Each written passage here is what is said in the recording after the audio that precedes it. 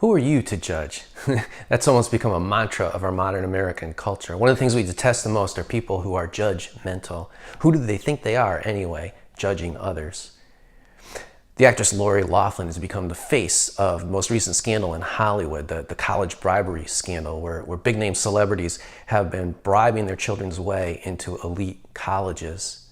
With righteous indignation, the media has rushed in to roundly condemn her. I don't approve of what Lori Loughlin has done. I have no sympathy for what she's done. I find it detestable. But whatever happened to who are we to judge? I don't see any of those media pundits rising up to protest against all the rampant judgmentalism that is swirling around her right now. As a culture, we're very confused when it comes to judgmentalism. We send mixed messages. On the one hand, we say don't judge other people, but on the other hand, we go around judging people all the time. From Tanya Harding to Matt Lauer to R. Kelly, Lori Loughlin is just the latest in a string of people to gain notoriety because they've done something we judge to be reprehensible, and then consequently we scorn them and banish them and condemn them. By the way, when you call somebody judgmental, you're actually being judgmental. It's intrinsically a self-implicating act. To judge somebody as judgmental is to be judgmental yourself. A little over a year ago, a survey was done asking Americans to identify the one word that came to mind when they thought of Christianity. There were two that ended up topping the list: old-fashioned and judgmental.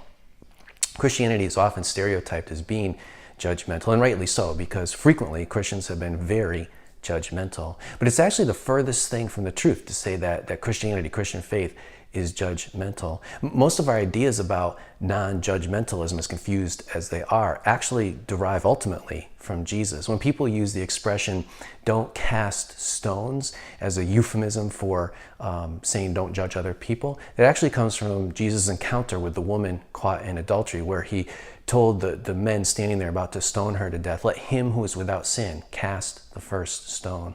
And if you go just a few verses beyond that story, in John chapter 8, verse 15, Jesus says something truly remarkable. He says, "I judge no one." Jesus, God himself, God in the flesh, according to Christians, doesn't render that ultimate judgment about anyone, doesn't render any person evil or condemnable. So for Christianity, the idea that we shouldn't judge others is intrinsic. It's baked in. It's built into the very essence of what it's all about, because God himself doesn't render that kind of judgment against any person. I think most people get that. Most Americans think of Jesus as being supremely non-judgmental. But what most people miss is the fact that Jesus did judge sin harshly. He judged behavior harshly. With the woman caught in adultery, he never challenged the men standing there about her sin. He never said that it wasn't condemnable. He agreed with them that it was, that she deserved death for what she did, that her sin, precisely because of the harm it caused other people, was condemnable. But that's not being judgmental. Jesus was as harsh on sin as anyone else, and yet he wasn't being judgmental. That's not judgmentalism. Instead, that's exercising something called moral discernment, discerning between what is good and evil, between what helps human beings thrive and what is destructive to them. And we can't live without that. We can't live without moral discernment. We have to exercise judgment, be judgmental about what is good or bad for us and for other people. Think about it this way. In the recent terrorist shooting in New Zealand against the mosque, that terrorist, how offensive and absurd would it be to simply say, "Who are we to judge?" No, we have to be morally outraged at something like that. We have to be judgmental about what he did there in order to oppose evil. Judging a person, rendering that ultimate decision about them being evil, condemnable somehow, that's judgmentalism. Judging behavior is moral discernment. Jesus never judged any person. He only judged their behaviors. Jesus never judged the sinners, only their sins.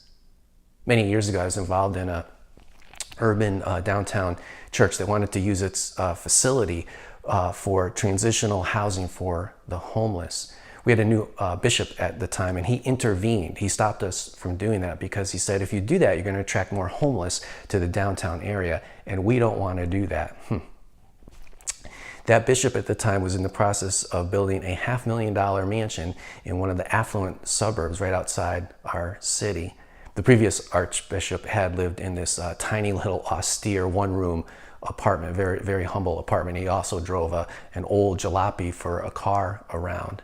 I was indignant at what this new bishop was doing, what he had done to our church, and just his whole approach to things. So I told anybody who would listen what an unchristian hypocrite he was. Now, many years later, I realize how judgmental I was being. Was he being unchristian? Absolutely. Was he being a hypocrite? Absolutely. He was living and acting in flagrant violation of Jesus' clear, abundantly clear teachings about the poor. He was preventing people from getting potentially life-changing help, some of the most marginalized in our midst. But who was I to judge him?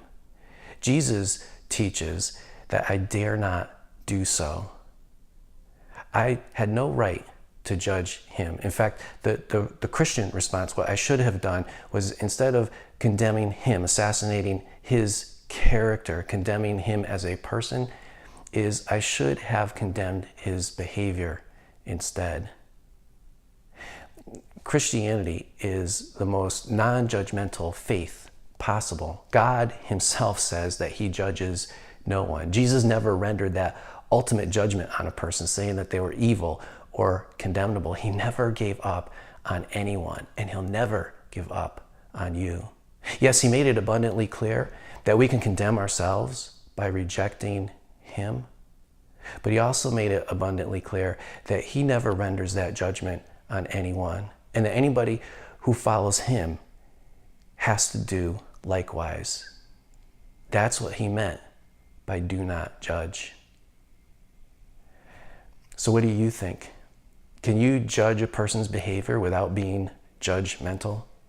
Let me know what you think by going to the Raising Jesus website, the Contact EJ page, and leaving your comments there. Also, please help us in getting the word out about this ministry by liking the Raising Jesus Facebook page, and also by subscribing to the Raising Jesus YouTube channel, or simply by telling your friends and family. I'd really appreciate that. Thank you.